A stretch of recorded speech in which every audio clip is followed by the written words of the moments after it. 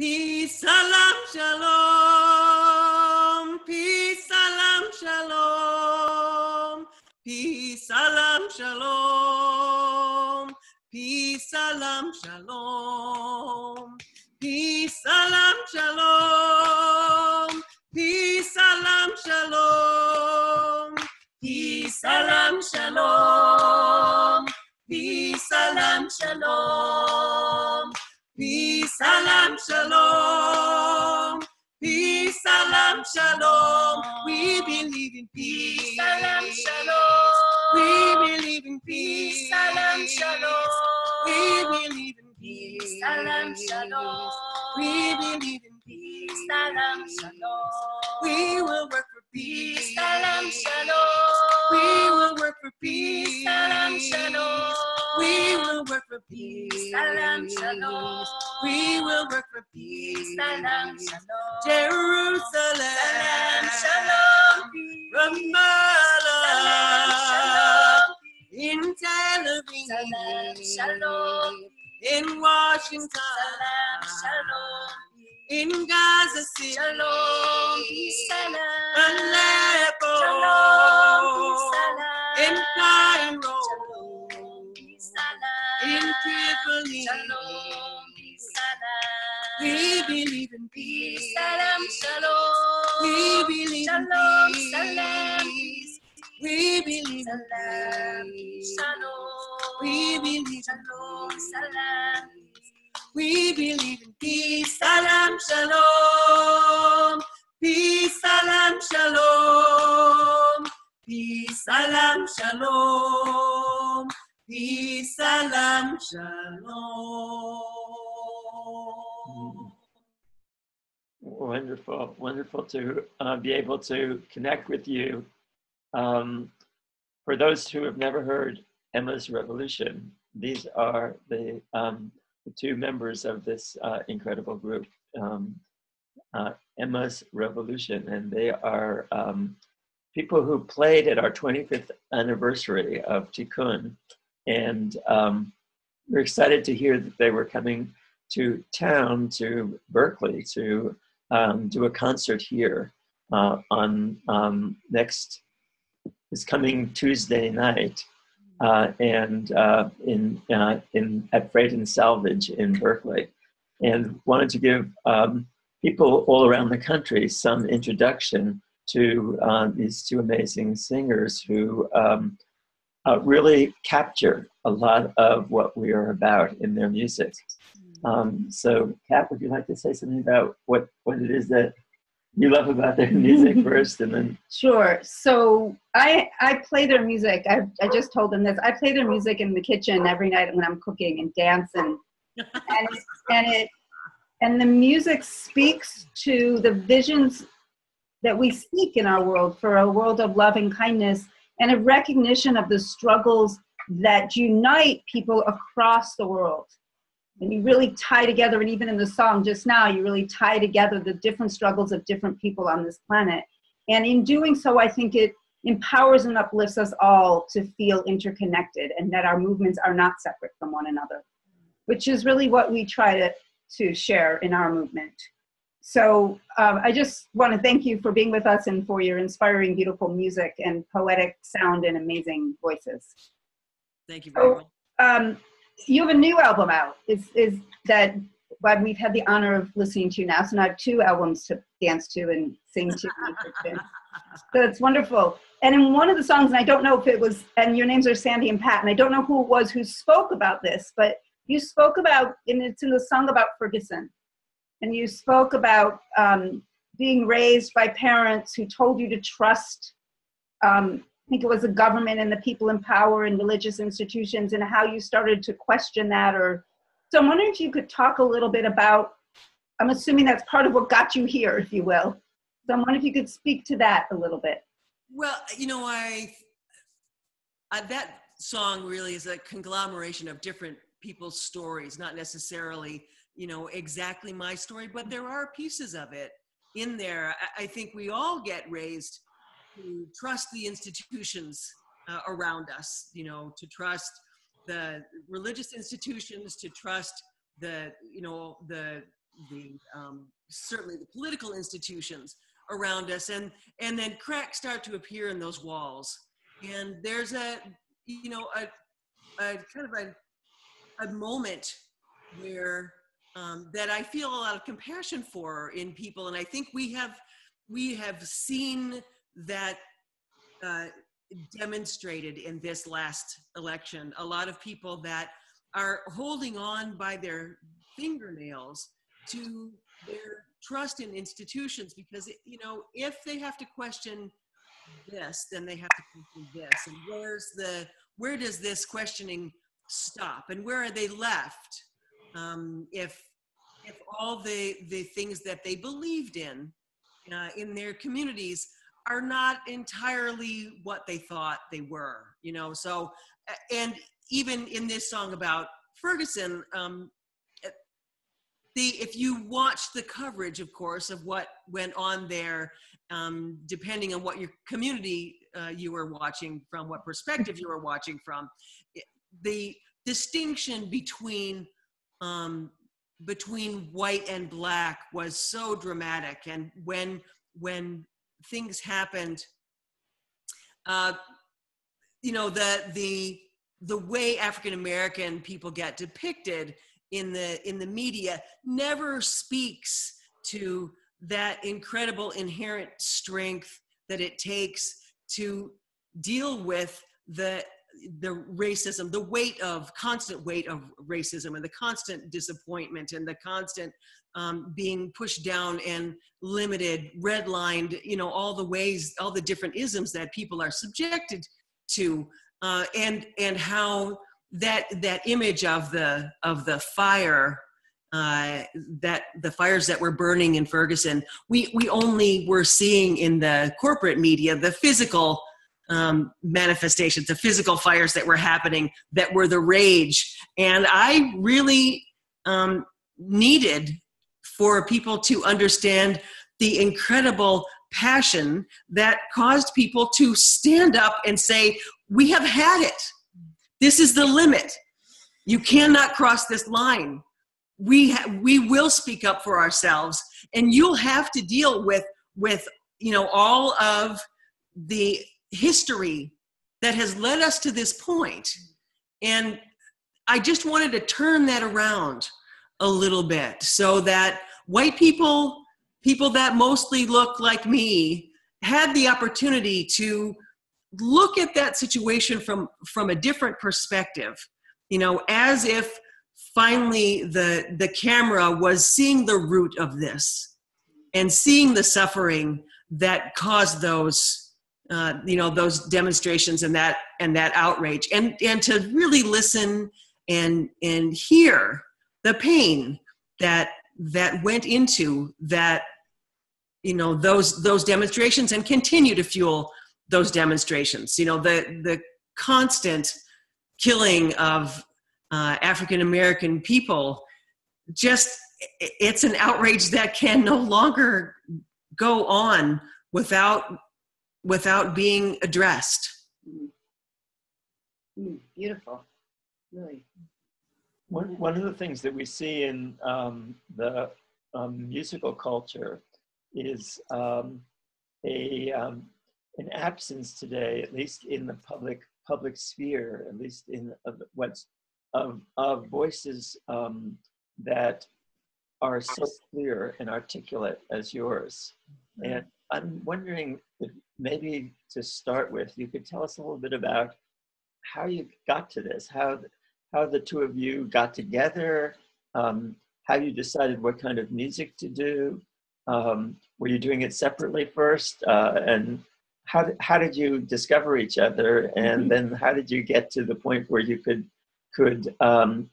really challenge the culture that so much tries to bury its contradictions and pretend that they're not there?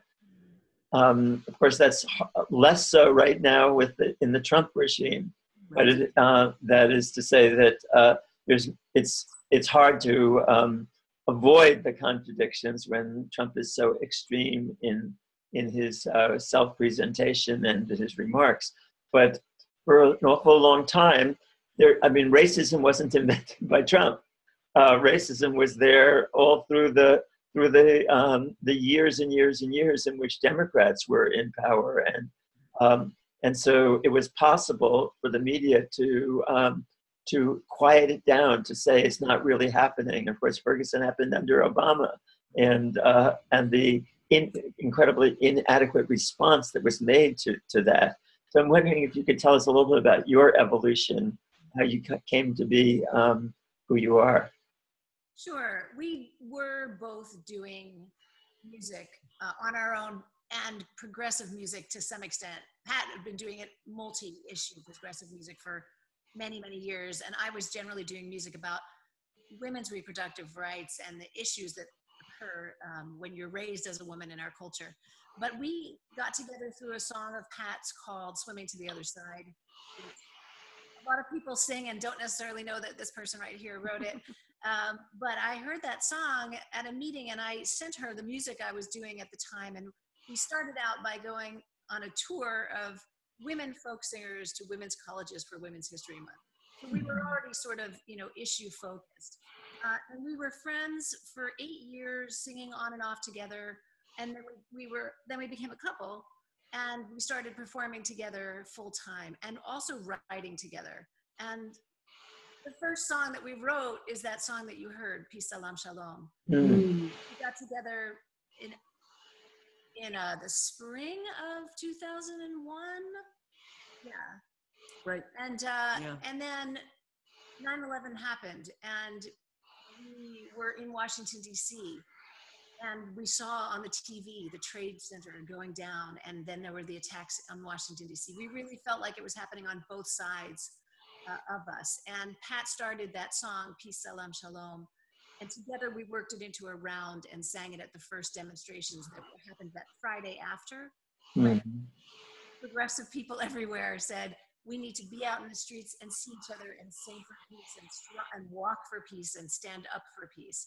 So we immediately started writing songs together. And as I said, Pat had already been doing progressive music on a multi-issue front for a long time. And I sort of was coming into that. And now we do feel that all these issues are connected. You can't think about peace if you're not thinking about environmental degradation that happens through war. You're missing a whole piece if you don't look at those issues. And we're missing strength of the various people who care about those different issues if we don't come together. So over the years, we have written songs on a wide range of issues.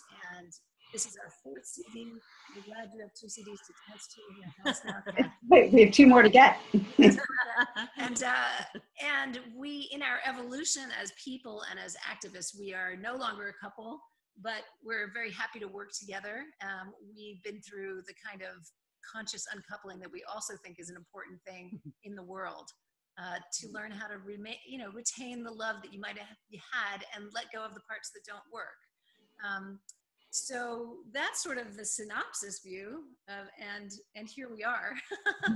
And my coming to music and politics happened fairly young. I grew up 35 miles from our local state university, and I'm the second to youngest of many siblings, and my 4 older sisters, most of them actually went to the local state university, and it turns out that state university was Kent State University.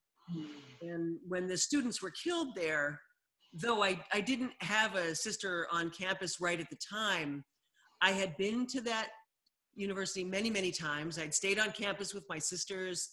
I was very familiar with the campus, and I would come home from school and the Vietnam War was raging. So it being the first televised war, I would come home from school and see all this imagery of the war on the TV.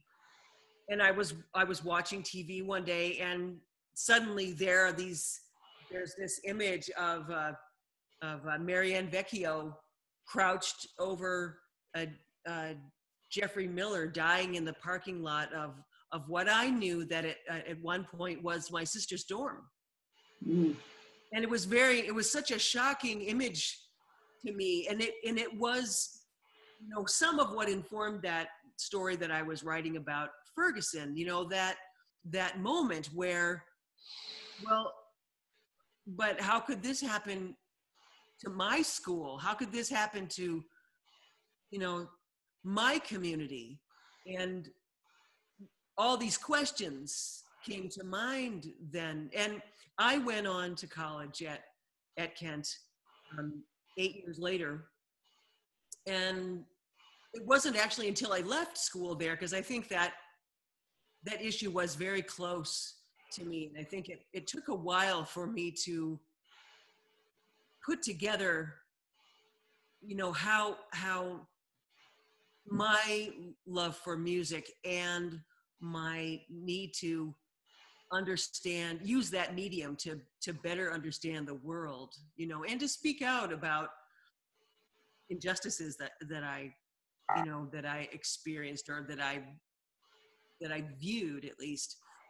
It took it a little while for those things to sort of rise to the surface, but I was very conscious of the fact at the time of the killings at Kent State that Neil Young's song, you know, "4 Dead in Ohio," came out weeks after those killings. And it was actually years before I could listen to that song, because it so captured the emotion of that event for me, that it was really just too painful to listen to. And you know, once I got a little bit of distance from that and could listen to that song, I thought, there's incredible power here. And you know, I already was playing music, and I started writing songs when I was really young. I didn't write again, though, until I was out of college. And the first songs that I wrote then out of college were songs about social justice. And Sandy and I met, and I already loved the songs that she was writing, and I loved the work that she was doing. And I didn't actually put it together exactly that of course we would write together and we would perform together. I just knew that we needed to be connected, and you know, that was sort of the most important thing. And it turns out that right away then, in fact, it was a week and a half after we got married in New York that that September 11th happened, and we just instantly started writing songs and haven't stopped.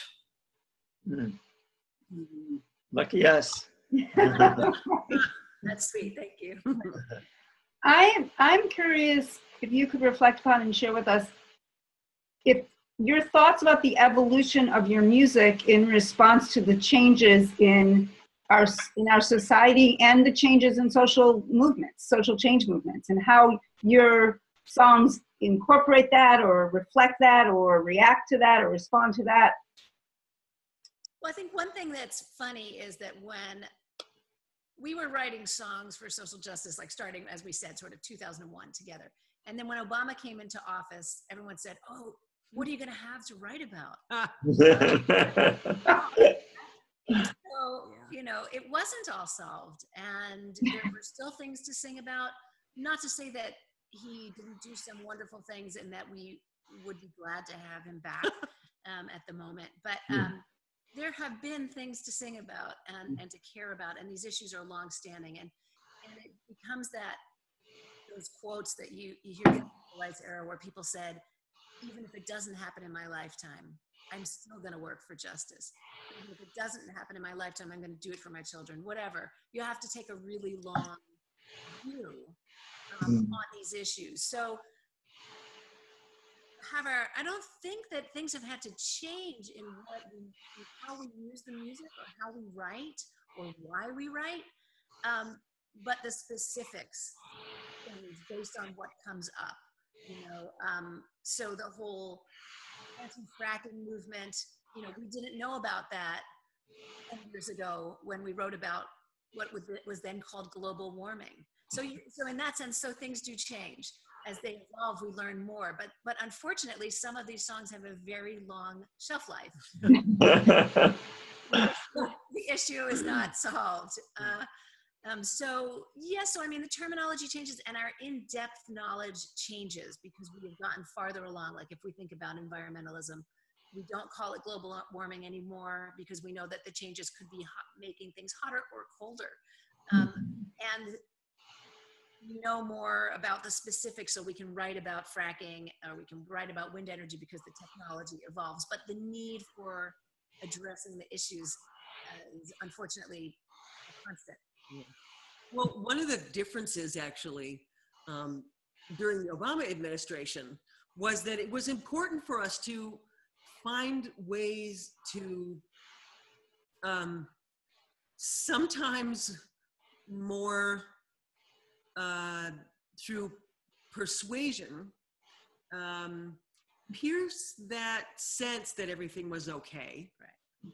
And also without offending folks around and sounding racist and sounding like we were too quick to judge, because it was a very, very delicate time, and is still, obviously, racism is still an incredibly delicate issue.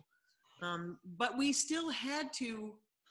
It was still our responsibility to talk about. Well, we wrote a song called "Change" when he was using the change that you can believe in, and so we took that theme and said, well, we want some real change we can believe in, and kind of push that theme to just pull back the veil a little bit and be able to have some real sort of critical discussion around these issues, and likewise with with fracking and with killer drones. Medea Benjamin and folks like that were raising that issue over and over and over again, and really bringing it to our attention for the first time. And we thought, okay, let's talk about these things. And if we can't talk about how horrific war is on the ground, then let's talk about these killer drones and the kind of horrific effects that this kind of warfare is happening in the minds of our loved ones. Let's go at it from that direction then. Just change the conversation a little bit, change the perspective a little bit, so that we cannot sound like we're saying, Obama is bad and be part of this chorus of the African American guy is the problem sort of thing, but say, his policies around immigration are a big problem. We need to talk about that. His promises around change are great, but let's talk about real progressive change. Let's talk about really bringing back jobs, and we pushed him on those issues, and we got that going. And now a lot of what I see our role about is keeping people's energy up, because Trump is making his blatant horrific points about how horrible he is and how horrible his policies are and how horrible his cabinet is all the time to everybody. To emphasize that is just kind of ridiculous at this point. I think keeping people energized and helping people that are feeling incredibly fearful, way more fearful than they had been in the last administration, even though their needs weren't being met there either. I think that's a big part of our role now. Just helping people feel hopeful, giving people some sense of the larger community that this is not, the window of the media is still really a very tiny window. Mm-hmm. there's way more progressive music out there than we ever get to see. There's way more progressive community out there than we really get to see or hear. So, you know, for us, just getting people together in a room is a really important act. And you know, giving people the issues and letting them sort of have some catharsis around the outrage of those things, and in soothing people around, you know, the concepts that really bring us together. You know, the way we really do have to strengthen our ability to be allies and to love one another and to listen to one another and be there and to for feel one another. something. Partly it's difficult. It's a difficult time. There's so much fear and despair and outrage that can actually overwhelm you or overwhelm anyone. And so being able to take in a song that can be with you when you are cooking, or be with you when you're getting up in the morning. We hear from a lot of people saying, I put on your CD every morning as I'm driving to work, or we sang your song at a demonstration, or, you know, I sing my song to your kids. I sing your song to our kids when they need to be soothed and go to sleep.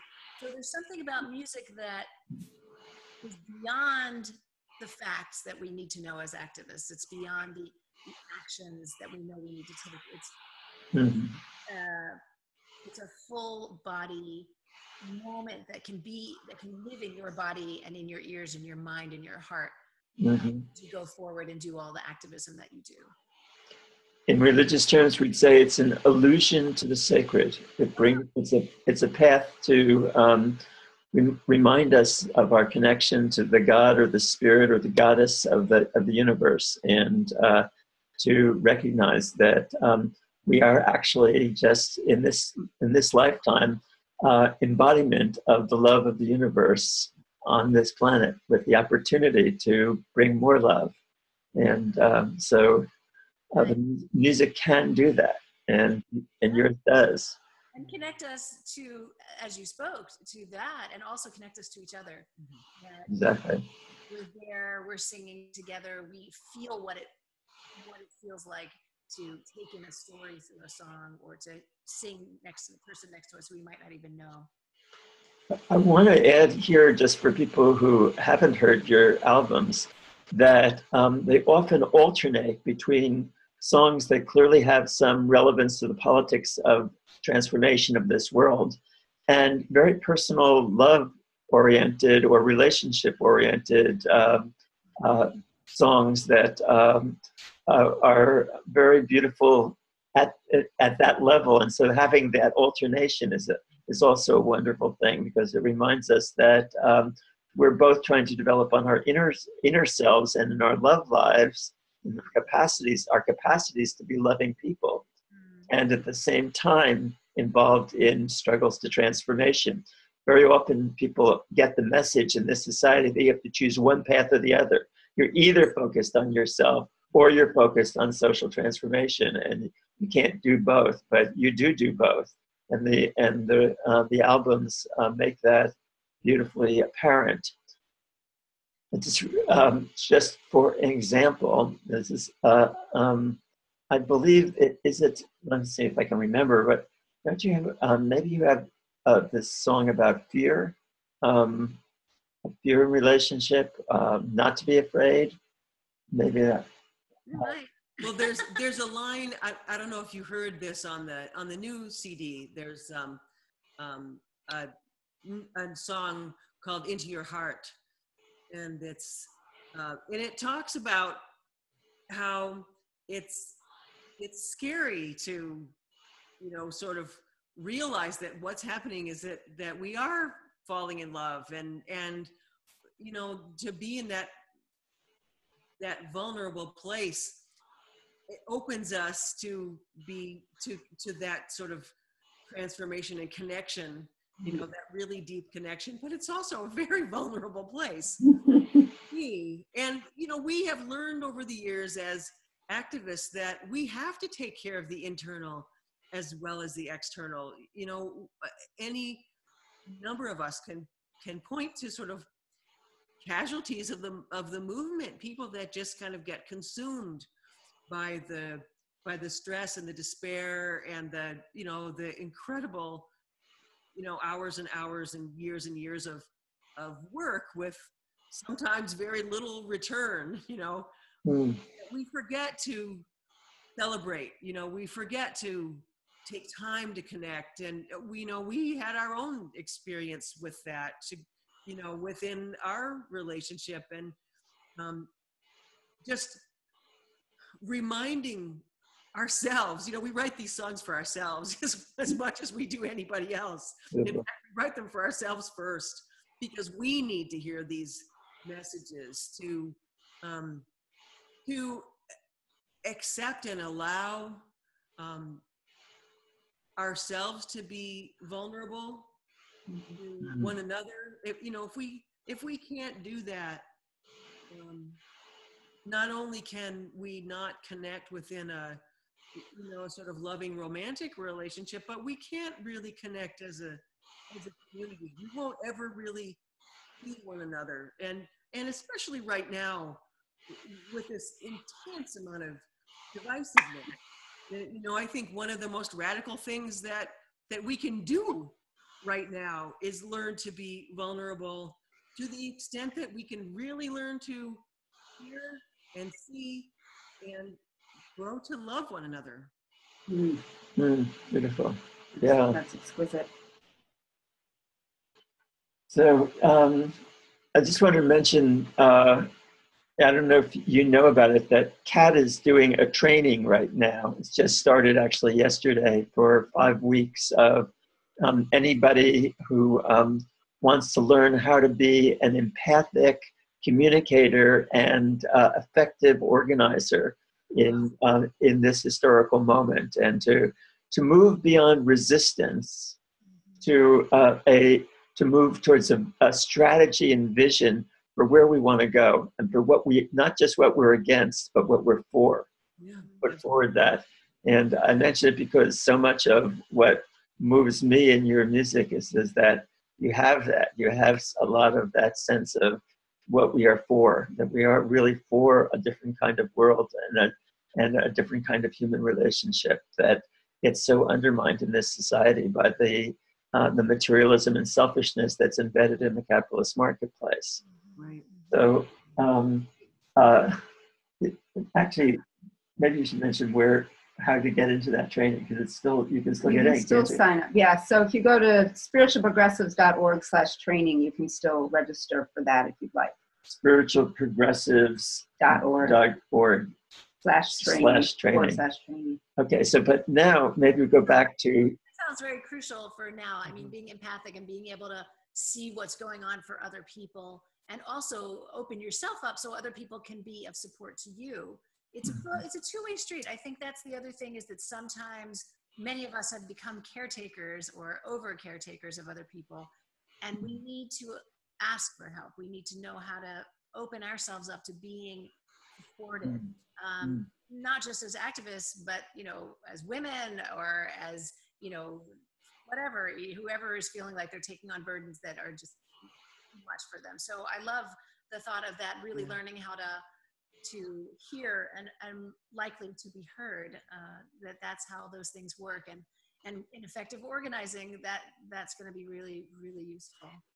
Well, particularly since we are oriented in part to try to bring back from those who've left liberal and progressive world, to bring some of those people back, either those people who didn't vote, or even some people who voted for Trump who are not racist, sexist, homophobic, xenophobic, Islamophobic, anti-Semitic, but were simply very disappointed by what the Democrats have done when they were in power, and angry at being misled and being promised something that just wasn't delivered, and wasn't not just that it wasn't delivered, but it wasn't really fought for. Right. So to do that, we have to overcome some of the blaming and shaming that we do towards people who aren't with us And so part of that training is trying to help us learn how to be empathic to people who are not part of our movement yet, and as well as people within the movement, to build a different kind of dynamic in which our message isn't anybody who isn't me is bad, right? And actually, it's funny because in our concerts, our audiences are not monolithically, they're not the choir, right? Which we also, although I do love that song. that's good, and that's the point. Where is the choir? I want to sing I want the choir. Yeah, preaching to the choir, right? Right. But we have had a number of experiences, where people come up and tell us afterwards, well, my significant other dragged me to your show, but I actually really liked this or that thing, and I really could feel it. So, are you getting me? So, Yeah.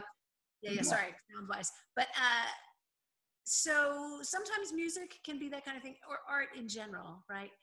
Even if it has a perspective or a political perspective, there's also the side of it that is art, pure art, and it can really bring in people who are not only our, the people we're used to talking to, or the people who think like us, or we think like us. Beautiful. So I'd like to ask you, since we're probably should be at the end of this, just on the fear that we may not be holding everybody for forever on this conversation, if you would remind us of the details of this concert. Sure. Okay. We're playing Tuesday night, March 14th. Say it again. Just say it one more time. Tuesday night, March 14th at the Freight and Salvage at 8 o'clock. It's a CD release concert, so it's going to be Pat and me, and also a full band. We have keyboard player, bass player, and drums. It's going to be a beautiful and fun and exciting show. And freightandsalvage.org, you can get tickets there. emmasrevolution.com, you can find out information on our website. And for folks who are hearing this in other places in the country, the Freight and Salvage is in Berkeley, in California. Mm-hmm. But so you must be on a CD tour. Yes, sort of. Our next thing's coming up. We do a show that's the Ronnie Gilbert sing-along, also at the Freight right after that, the next week. And after that, we're going to Connecticut and Vermont and Delaware. And we just came from the Midwest where... We'll be in Maine. Yeah, we'll be in Maine. And probably other things that I'm not thinking about. But we've been in a lot of places. We were just in the Midwest where it was, 16 degrees and everything. And singing in Sioux City, Iowa, where they were so excited because in the nearby small town, on the day of those women's marches, they had 500 people. And 500 people was like amazing in Northwest Iowa. So we just bring you greetings from the people who care about some of these issues that we care about here while we're here in California and Berkeley and all that kind of stuff. There are people all across the country who care about this stuff, and we sing across the country as well. As we used to say in the 60s, we are everywhere. Yes. We are. Yes, we are. We'll be in Oklahoma too. I mean, we're going to be all over. So I just want to repeat Emma's Revolution, EMMASREVOLUTION.com. Yep, .com. Okay, so if they go to your website, they can find out where concerts are around the country. Yes. And Tuesday, March 14th at Freight and Salvage in Berkeley. We're named for our famous Jewish superhero Emma Goldman. That's what I figured. Who understood that the issues were important, but so was the celebration. Right. That in essence, if I can't dance, I don't want to be part of your revolution. Right. Amen. Famous statement. Awesome. Thank you so much for doing all that you do, and for the support you've given in the past and hopefully again in the future to Tikkun Magazine and to the Network of Spiritual Progressives. And for giving me great music to dance to while I'm cooking. Thank you so much. Great to talk to you. Yeah, such an honor. I look forward to seeing your concert. We'll be there on Tuesday night. We look forward to it. Thank you. Wait.